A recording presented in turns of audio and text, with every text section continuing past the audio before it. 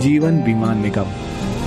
LIC की शुरुआत सिर्फ 5 करोड़ रुपयों से हुई थी, लेकिन अब 6 दशकों बाद LIC की कुल संपत्ति बढ़कर 31 लाख करोड़ से भी ज्यादा हो गई है, जो दुनिया के लगभग 75% देशों की GDP और इंडिया के सारे म्यूचुअल फंड्स की टोटल इन्वेस्टमेंट से भी ज्यादा है। इसके अलावा LIC के पास इतने ग्राहक हैं कि अगर सारे LIC पॉलिसी होल्डर्स एक ही देश का हिस्सा होते तो वो दुनिया का चौथा सबसे बड़ा देश होता। तो चलिए अब बिना देर किए आइए आराम से बैठते हैं और देखते हैं LIC का विशाल बिजनेस साम्राज्य।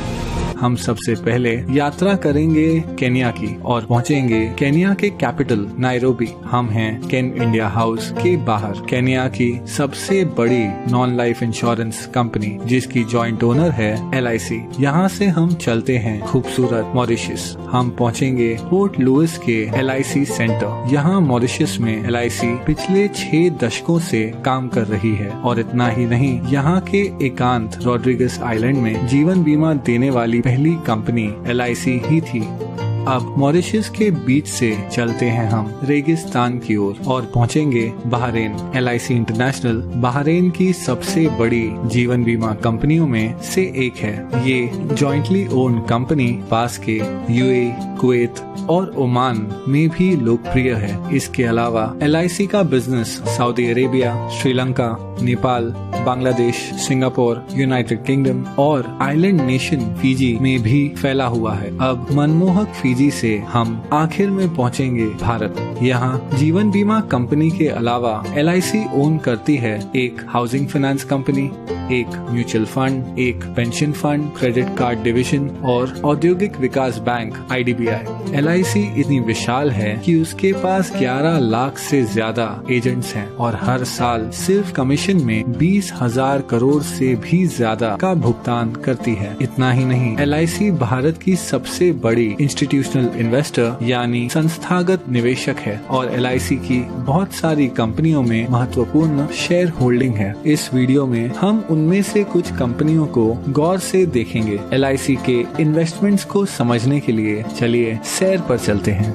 कुछ दूर चलने के बाद हमें एक बैंक दिखेगा। बैंकों की बात करें तो LIC के पास ICICI, एक्सिस बैंक और भारत की सबसे बड़ी बैंक SBI में 9% से ज्यादा की शेयर होल्डिंग है। इसके अलावा LIC के पास yes bank, Punjab and Sind bank, PNB, union bank of India और कैनरा बैंक में माइनॉरिटी शेयर होल्डिंग भी है। कुछ और आगे बढ़ने के बाद हमारे चारों ओर हैं आसमान छूती इमारतें। ये हैं स्टील और कंक्रीट के आधुनिक चमत्कार। स्टील की बात करें तो LIC के टाटा स्टील और स्टील अथॉरिटी ऑफ इंडिया में लगभग 9% से ज्यादा की शेयर होल्डिंग है और सीमेंट के मामले में LIC के पास ACC, अंबुजा सीमेंट्स और भारत की सबसे बड़ी सीमेंट कंपनी अल्ट्राटेक सीमेंट में माइनॉरिटी होल्डिंग भी है। इसके अलावा अगर निर्माण की बात करें तो LIC भारत की सबसे बड़ी कंस्ट्रक्शन कंपनी L&T की सबसे बड़ी शेयर होल्डर है। चलना बहुत हो गया, अब आइए कोई कार चलाते हैं। हमारे पास 2 विकल्प हैं। हम भारत की सबसे बड़ी कार कंपनी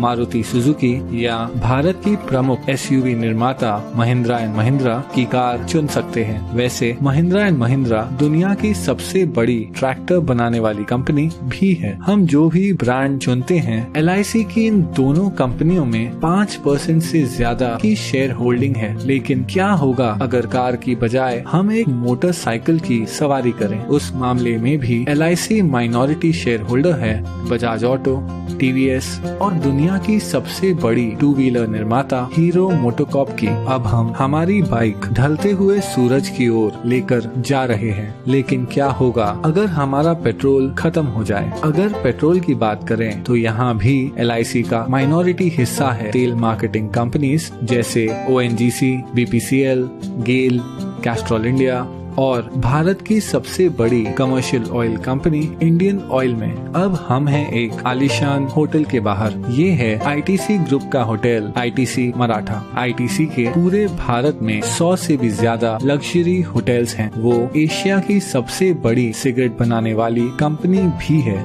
ITC के पास फियामा, विवेल, और सैवलॉन जैसे पॉपुलर पर्सनल केयर ब्रांड्स हैं। और इतना ही नहीं, आईटीसी इंडिया की सबसे बड़ी ब्रांडेड फूड्स कंपनियों में से एक है। इस विशाल आईटीसी ग्रुप की दूसरी सबसे बड़ी शेयर होल्डर है एलआईसी। चलिए आईटीसी से अब हटकर आईटी यानी इंफॉर्मेशन टेक्नोलॉजी की बात करते हैं। एलआईसी 4% से ज्यादा हिस्सा होल्ड करती है इन्फोसिस, विप्रो और टीसीएस में। टीसीएस भारत की सबसे बड़ी आईटी कंपनी है जिसका मार्केट कैप 7 लाख करोड़ से भी ज्यादा है। चलिए अब थोड़ी देर रुक जाते हैं और देखते हैं ढलते हुए सूरज को, जो अपने साथ धीरे धीरे ये सुनहरा दिन ले जा रहा है। आराम करते हुए आइए एक फोन कॉल करते हैं। जिस मोबाइल नेटवर्क का हम उपयोग कर रहे हैं वो है दुनिया का तीसरा सबसे बड़ा मोबाइल नेटवर्क जियो। जियो हिस्सा है भारत की सबसे बड़ी publicly traded company Reliance industries का, जो ऑपरेट करती है दुनिया में सबसे बड़ी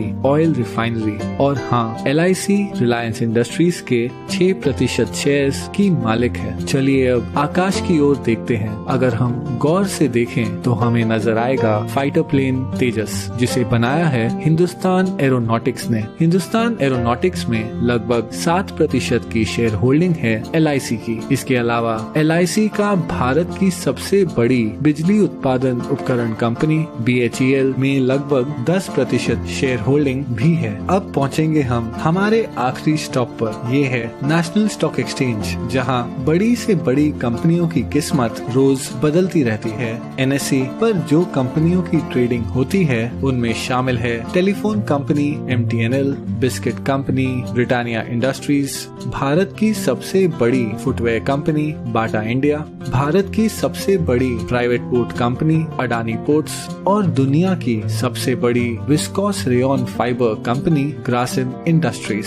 इन सभी कंपनियों में एक चीज क्या समान है? हाँ, एलआईसी की इन सभी कंपनियों में माइनॉरिटी शेयर होल्डिंग है। इतना ही नहीं, नेशनल स्टॉक एक्सचेंज में भी एलआईसी की 12% से ज्यादा की हिस्सेदारी है। लेकिन फिर भी ये सारी इन्वेस्टमेंट्स एलआईसी की कुल संपत्ति का बस एक छोटा सा हिस्सा है। एलआईसी भारतीय गवर्नमेंट बॉन्ड्स में सबसे बड़ी निवेशक है। इन सरकारी बॉन्ड्स के पैसे देश के विभिन्न खर्चों और प्रोजेक्ट्स में उपयोग किए जाते हैं। इसके अलावा एलआईसी इंडियन रेलवेज को फंडिंग प्रोवाइड करती है, एक चैरिटी फाउंडेशन चलाती है और हाल ही में एलआईसी ने 100 करोड़ से ज्यादा रुपए पीएम केयर्स फंड में डोनेट किए हैं। इस 6 दशकों पुरानी कंपनी को करीब से देखने पर पता चलता है कि कैसे एलआईसी भारतीय अर्थव्यवस्था के लगभग हर हिस्से को आज तक प्रभावित कर रही है। इसलिए अंत में मैं बस इतना ही कह सकता हूँ कि ये है एलआईसी का विशाल